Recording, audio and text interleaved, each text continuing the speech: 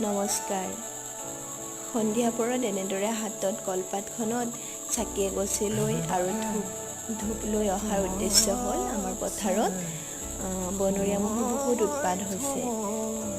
ধানবোৰ খাই গছকি মাৰি পেলাব ধৰিছে। গতিকে আমি আমাৰ জনবিশ্বাস বা লোকবিশ্বাস আছে এটা যে ধানত এনেকৈ বনৰীয়া মহ লাগি থাকিলে আমি তাত মহটো য'ত খোজ পেলাই তাত এগছি চাকি দিব লাগে।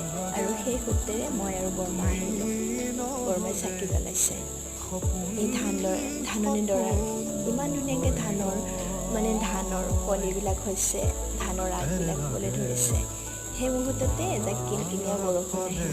মইনো আৰু বৰষুণৰ আমেজ নোলোৱাকৈ থাকিব পাৰোঁনে? গতিকে ময়ো এই ধাননি ডৰাৰ মাজতে বৰষুণৰ আমেজ ল'লোঁ। তাৰপিছত বৰমাই চাকি জ্বলালে আৰু প্ৰভু ভগৱন্তৰ ওচৰত সেৱা জনাই ধাননি ডৰালৈ